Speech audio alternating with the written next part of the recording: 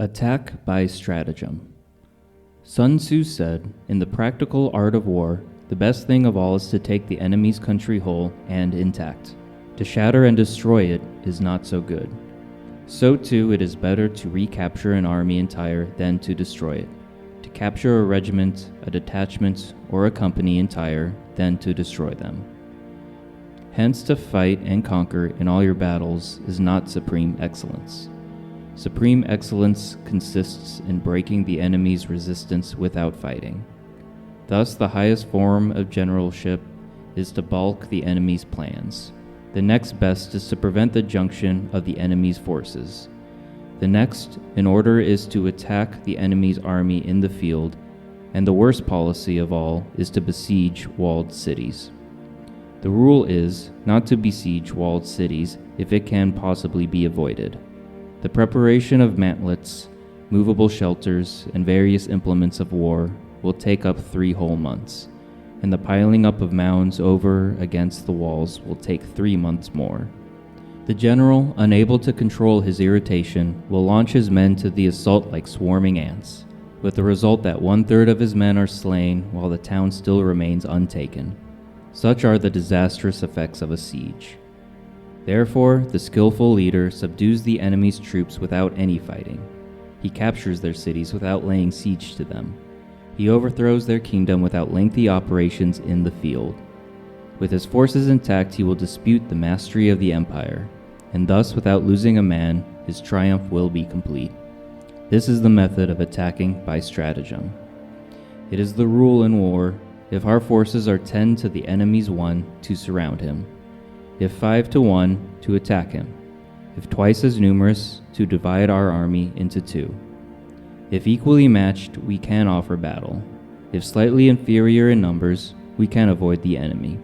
If quite unequal in every way, we can flee from him. Hence, though an obstinate fight may be made by a small force, in the end it must be captured by the larger force. Hence, though an obstinate fight may be made by a small force, in the end, it must be captured by the larger force. Now, the general is the bulwark of the state. If the bulwark is complete at all points, the state will be strong. If the bulwark is defective, the state will be weak. There are 3 ways in which a ruler can bring misfortune upon his army. 1. By commanding the army to advance or to retreat, being ignorant of the fact that it cannot obey. This is called hobbling the army. 2. By attempting to govern an army in the same way as he administers a kingdom, being ignorant of the conditions which obtain in an army. This causes restlessness in the soldiers' minds. 3. By employing the officers of his army without discrimination, through ignorance of the military principle of adaptation to circumstances. This shakes the confidence of the soldiers.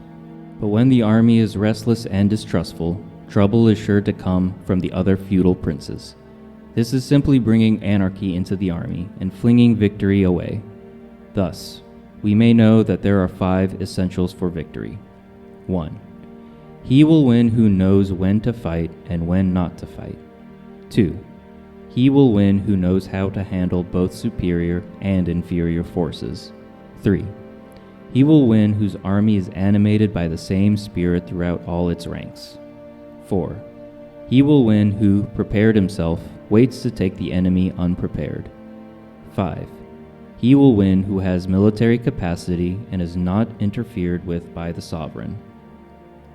Hence the saying, if you know the enemy and know yourself, you will need not fear the result of 100 battles. If you know yourself but not the enemy, for every victory gained, you will also suffer a defeat. If you know neither the enemy nor yourself, you will succumb in every battle.